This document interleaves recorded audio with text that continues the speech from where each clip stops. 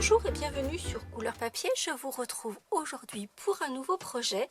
Et pour ce projet, j'ai principalement pensé au papa que nous allons fêter dans quelques semaines à la fin juin en France. Et en fait, je leur ai préparé une petite boîte à outils donc qui se présente comme ceci, avec les côtés qui s'ouvrent en se décalant sur l'extérieur et les deux petites boîtes sur le dessus qui s'ouvrent comme ceci. Donc on a les petits rubans qui permettent de tirer. Je trouve que c'est un projet qui est plutôt rigolo, qui peut servir à offrir des petits chocolats, à offrir, je sais pas moi, des boutons de manchette. Une petite idée que je trouve très sympa, c'est les boîtes à bisous. Avec des bons à bisous, on va mettre des petits papiers, bons pour un bisou. Et on va pouvoir offrir la boîte avec les bons pour un bisou. Je trouve ça très mignon. Il y a effectivement la petite banderole, incroyable papa. Je vous montrerai parce que c'est un set que j'aime beaucoup, parce que ça permet justement de faire des messages qui sont inhabituels, plutôt qu'un habituel bonne fête papa. Là, on va pouvoir personnaliser son message et je trouve plutôt sympa.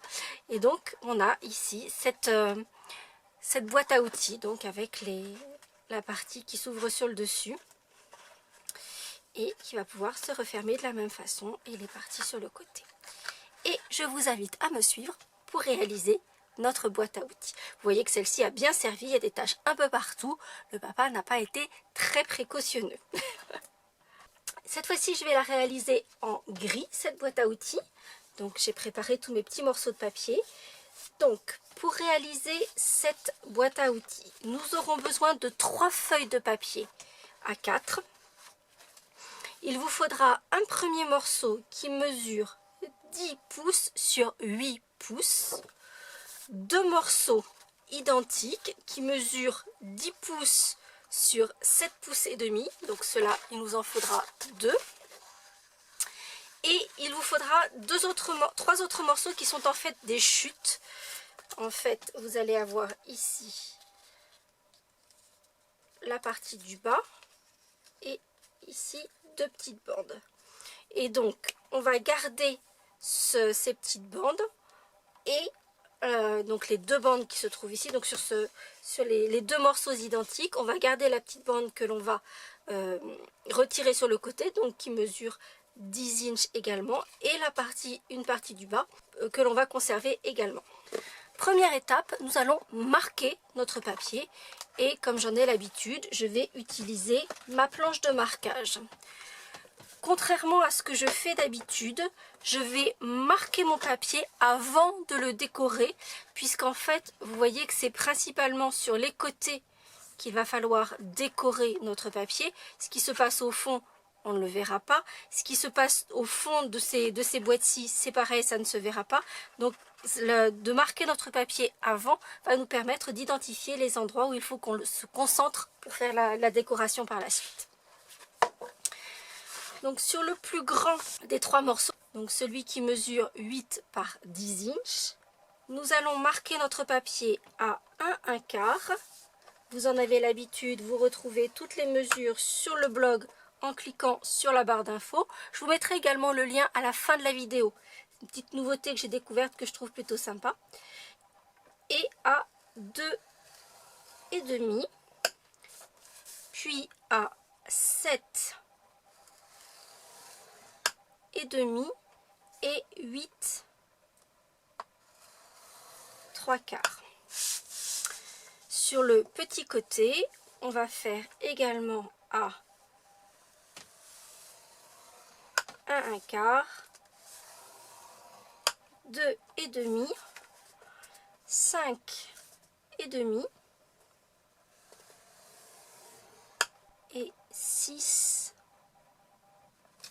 3/4.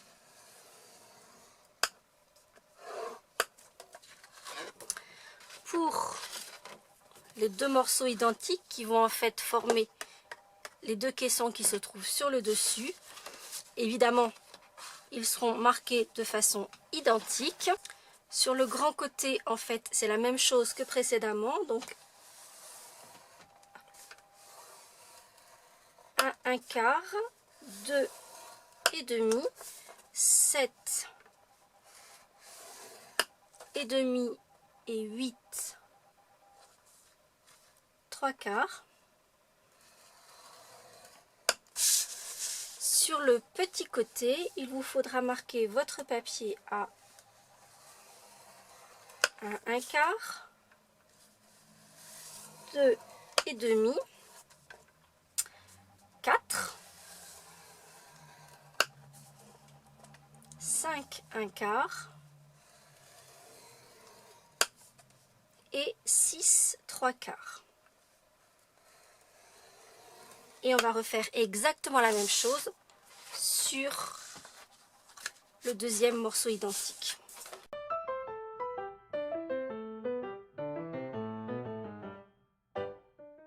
On va ensuite avoir quelques découpes à faire, donc je vais vous montrer les morceaux à enlever. Sur le morceau qui mesure 8 par 10, c'est assez simple. On va enlever les angles et vous verrez qu'on va réduire un petit peu ces carrés qui sont ici, mais je vous montrerai le morceau fini une fois toutes les découpes faites. Sur les deux morceaux identiques, donc vous voyez ici qu'on a une bande qui est plus étroite, et donc du côté où les deux bandes sont identiques, de la même façon on va enlever les 3 carrés qui se trouvent à l'extérieur dans les angles, et sur la partie où on a cette bande plus étroite, on va enlever les 4 parties qui sont dans l'angle plus le carré sur l'extérieur. Et là encore, je vous montrerai après des coupes, puisque c'est cela, on va également les réduire et il y aura des endroits qui vont être biaisés. Donc je vous montrerai le morceau une fois toutes les découpes faites.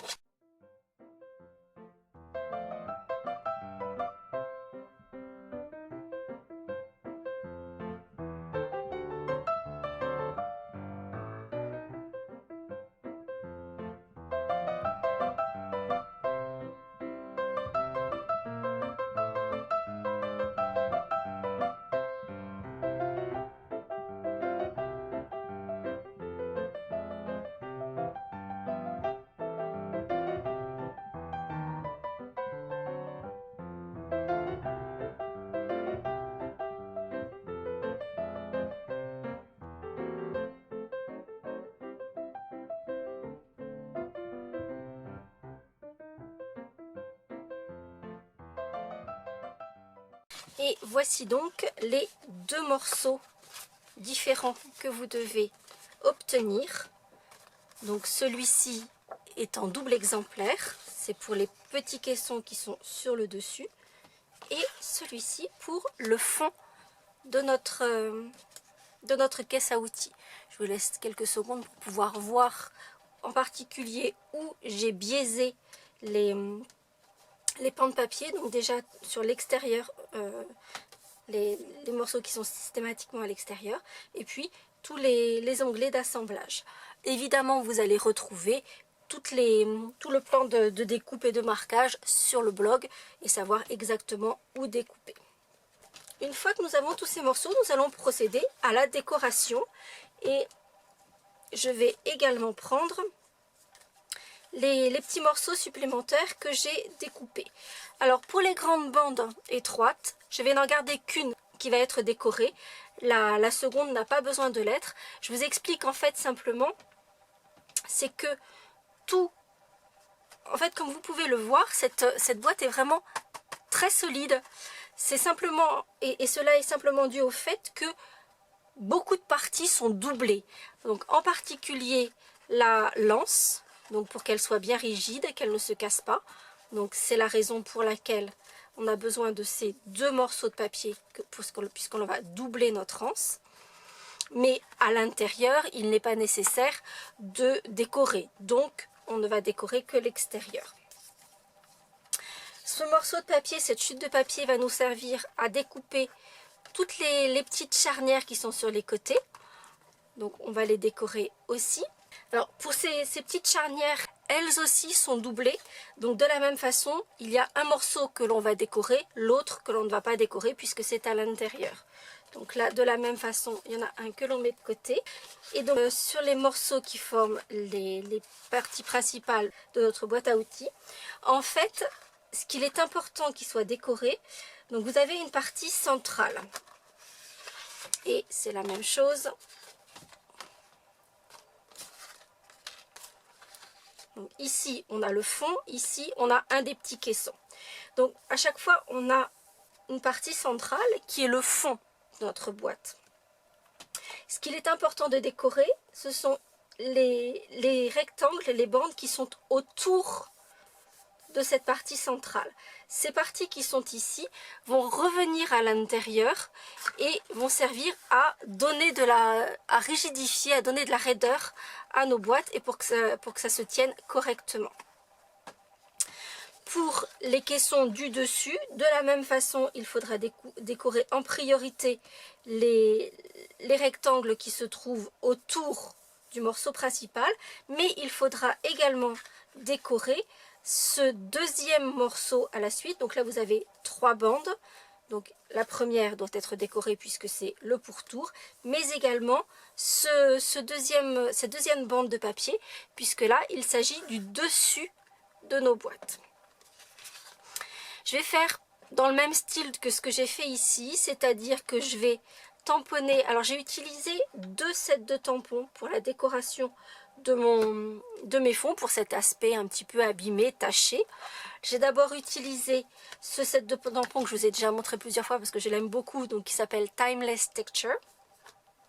Et je vais utiliser ce tampon-ci qui donne un effet un peu écaillé. Je vais utiliser également les petites taches qui sont ici.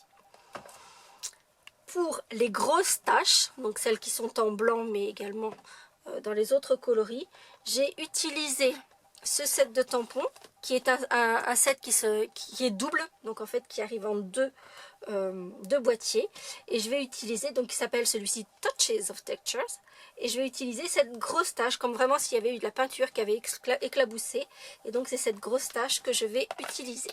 Pour salir ma boîte à outils, je vais le faire en 3 étapes. Je vais faire des taches ton sur ton, donc en gris souris. Je vais faire des taches également en couleur café. Je préfère en fait le couleur café au noir bien souvent parce que ça donne un presque noir, mais c'est pas aussi dur que du noir. Donc c'est pour ça que j'aime beaucoup. C'est d'ailleurs ce que j'ai utilisé également sur la boîte en rouge. Donc là vous voyez, ce n'est pas du noir mais du couleur café. Et puis je vais faire quelques taches blanches également, et donc pour faire des taches blanches je vais embosser, donc ce qui veut dire que je vais tamponner mes taches avec de l'encre Versamark et je vais les embosser en blanc avec de la poudre blanche. Attention cependant, quand vous allez puisqu'en fait les taches blanches sont celles qui vont venir en dernier, donc à bien faire, à vous assurer que les décorations précédentes sont bien sèches, sinon votre poudre va également accrocher sur l'humidité de votre encre.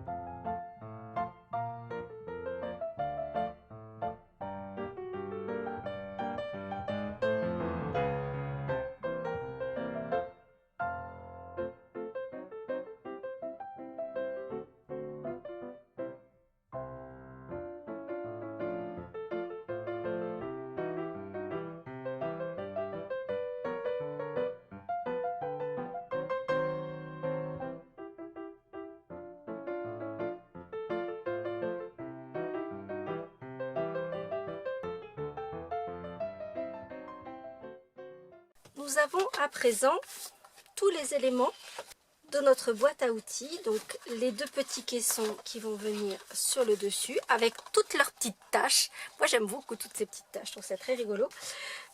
Donc le fond de la boîte, le morceau qui nous servira à faire nos petites charnières ici et les 2 grandes bandes qui vont nous servir à faire l'anse de notre boîte à outils. On va s'occuper de l'anse et des charnières par la suite. Dans un premier temps, nous allons monter les différents éléments de la boîte à outils. Et en fait, ça va se passer exactement de la même façon pour chacun des morceaux. On va commencer, comme nous en avons l'habitude, par appuyer toutes nos lignes de marquage. Puis on viendra mettre de l'adhésif double face sur les onglets. On va mettre en forme notre boîte en ramenant les arêtes bord à bord. Et sur ces volets qui restent au-dessus, on va mettre de la colle multifonction et on va rabattre ces volets à l'intérieur une fois la boîte montée. C'est ce qui va lui donner toute sa rigidité. Pour les 2 caissons qui se trouvent sur le dessus, on va faire exactement la même chose.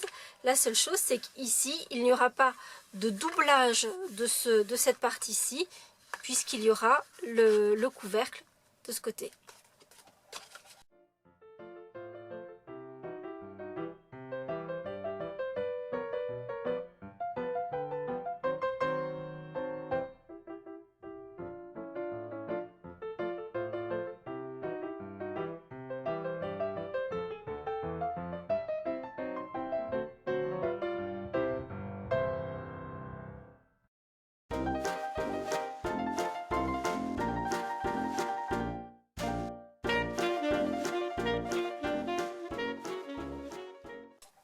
Nous voilà donc avec les 3 éléments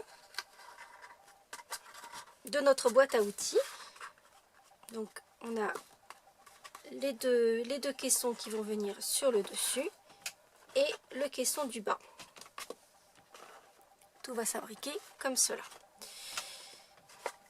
Donc nous allons maintenant nous occuper des petits morceaux que nous avons par ailleurs. Première étape, je vais découper avec ma perforatrice étiquette 8 de ces petits bâtonnets dans mon papier que j'ai, dans ma chute que j'ai sali entre guillemets, et 8 dans un morceau qui n'a pas été décoré, puisque comme je vous le disais, ça va être collé l'un sur l'autre. Et je vais coller également ces 2 bandes l'une sur l'autre et je vais arrondir. Comme vous pouvez le voir ici, je vais arrondir les extrémités de cette bande avec ma perforatrice 1 inch. Et donc en fait, je vais tout assembler, je vais tout coller. Et une fois que mes 2 bandes seront collées, je vais passer ma bande dans la perforatrice, mais en la passant non pas à l'intérieur, mais sur le dessus.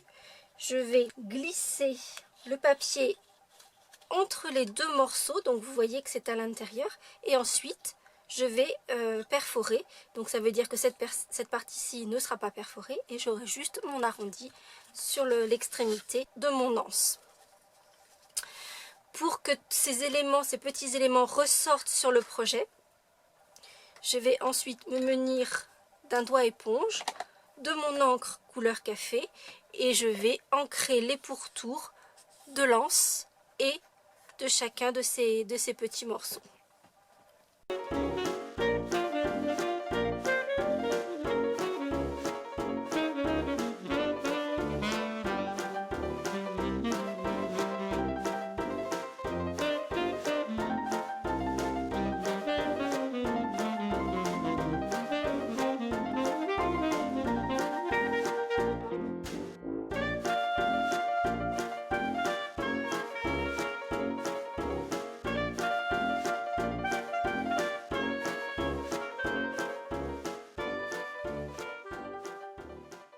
Nous avons à présent tous nos éléments prêts à être assemblés. Et maintenant, nous allons jouer les poinçonneurs et faire plein de petits trous. C'est-à-dire, donc je vais prendre un petit morceau de mousse, mon poinçon, Et en fait, je vais faire des petits trous à chaque extrémité de mes petites charnières, aux extrémités de l'anse de ma boîte à outils. Et après, on aura des petits trous à faire, mais là, je reviendrai en détail parce que c'est la partie la plus délicate de ce projet.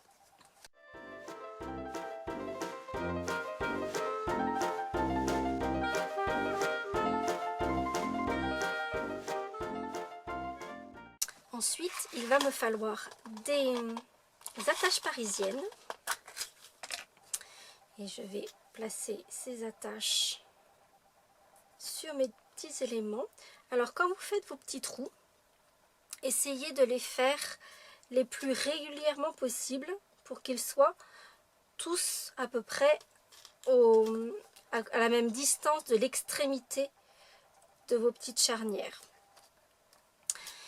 Et puis, c'est là où je vous disais que c'est un tout petit peu plus délicat. Puisqu'il va falloir placer vos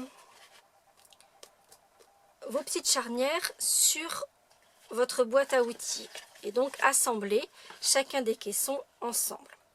En fait, ce qu'il faut se mettre en tête, c'est que votre caisson va s'élever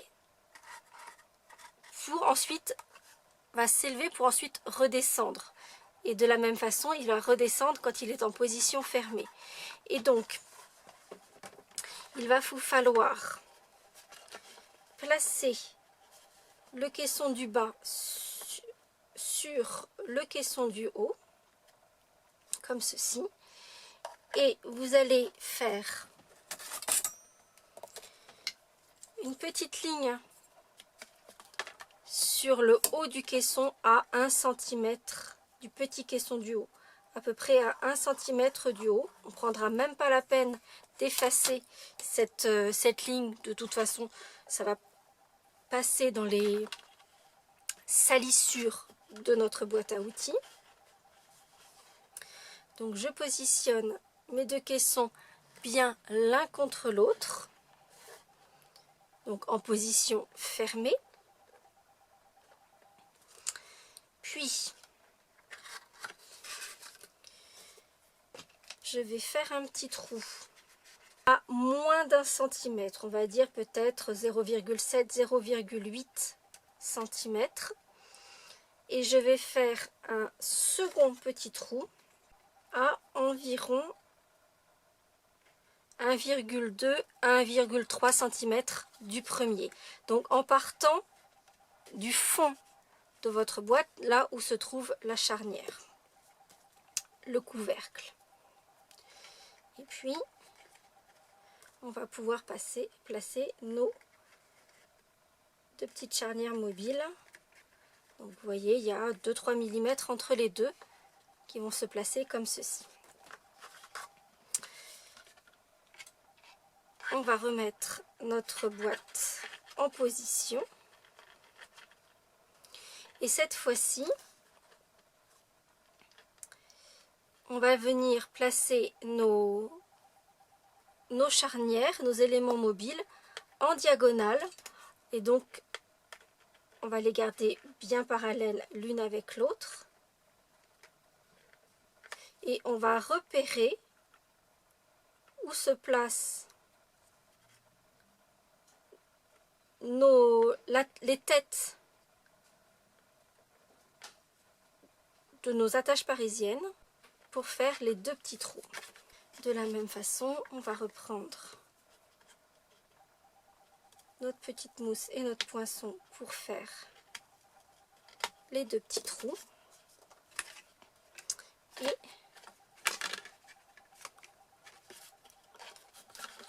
on va placer les deux éléments de notre charnière. Et donc vous voyez que les deux petites barres sont en diagonale, parallèles l'une avec l'autre. Et donc quand on va ouvrir,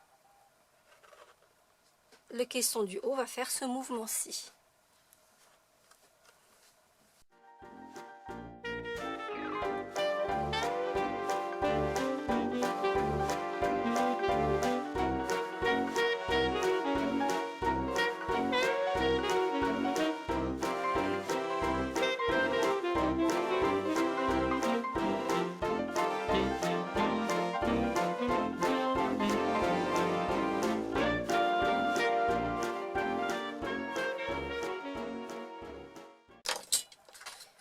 fois notre boîte à outils assemblée, il nous reste quelques petites finitions. D'abord mettre ces petits rubans qui nous permettent d'ouvrir les caissons du haut facilement. Et vous voyez que ces petits rubans, je les ai à nouveau attachés avec une petite attache parisienne. Donc j'ai coupé 2 morceaux de ruban de 6 cm de long. Toujours à l'aide de mon poinçon, je vais délicatement faire un petit trou. Donc vous voyez que je mets j'ai coupé donc mon ruban avec la même inclinaison de chaque côté, ce qui me permet en le repliant de faire une jolie petite forme en queue d'hirondelle. Donc délicatement percer les 2 extrémités de mon ruban et ainsi pouvoir y passer une petite attache parisienne. Je vais faire la même chose sur l'autre. On va ensuite repérer le centre du rabat qui vient à l'intérieur des couvercles du dessus. Donc toujours avec le petit rabat qui vient à l'intérieur de la boîte. On va faire une petite marque à environ un petit centimètre, on va dire, de la pliure.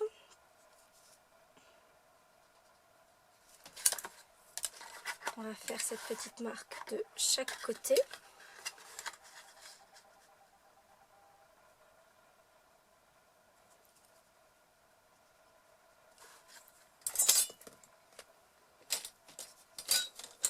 Et positionner nos 2 petits rubans pour relever les 2 couvercles. Exactement de la même façon, il nous reste à positionner l'anse de notre boîte à outils.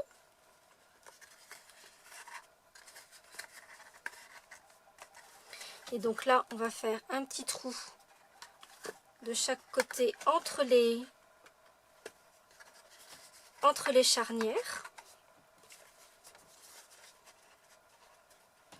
On va le centrer au maximum évidemment, on va essayer de faire quelque chose de propre.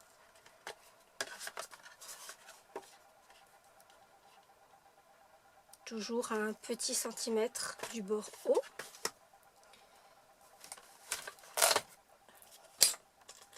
Et de la même façon,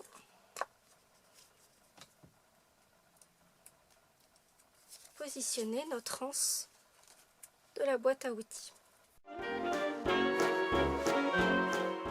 On pourrait tout à fait en rester là, mais comme j'ai choisi ce projet pour la fête des pères, j'ai eu envie de rajouter ce petit message. Donc ici, incroyable papa.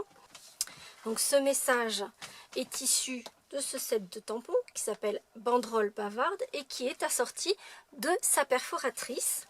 Et en fait, comme vous pouvez le voir, donc on a les petites bannières.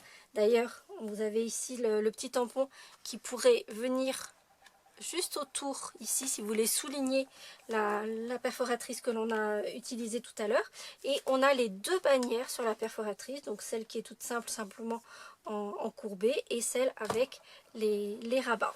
Et puis on a surtout plein de mots qui nous permettent du coup de personnaliser à peu près tous nos projets.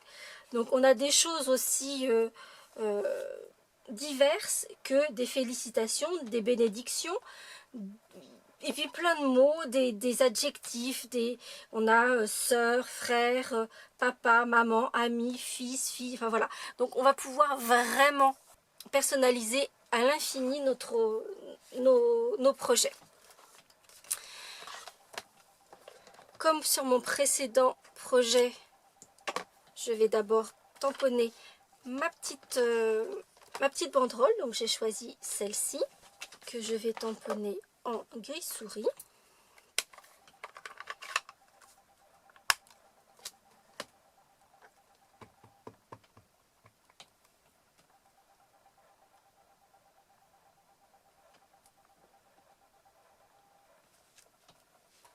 Et puis, alors sur mon prototype, j'avais indiqué incroyable papa. Et puis pour changer, sur celui-ci, on va mettre fabuleux. Fabuleux papa. Et ce qui est intéressant avec ces tampons en résine, c'est que je vais pouvoir, donc je vais le placer sur mon bloc, mais vous voyez que ça fait un peu bizarre, alors qu'en fait ici je vais bien donner la forme de ma banderole. Et donc en fait simplement je vais courber mon message sur mon bloc. C'est l'avantage de ces tampons en résine. Et vous voyez que je vais arriver à donner la courbure pour s'assortir à ma petite bannière.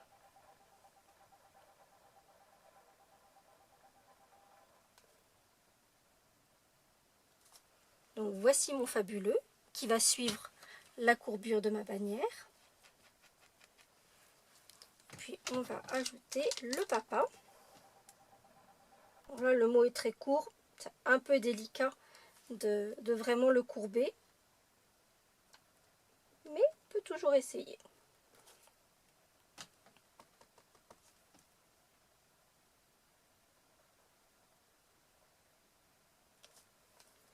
Ensuite, il n'y a plus qu'à découper notre petite banderole.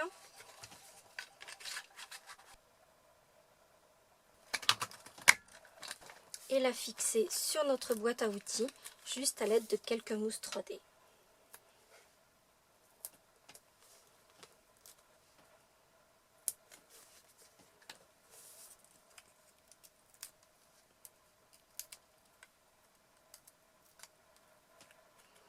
Alors, notre caisse à outils est symétrique d'un côté et de l'autre. Donc, s'il y a un côté que vous préférez à l'autre, c'est de ce côté-ci que vous placerez votre petite banderole.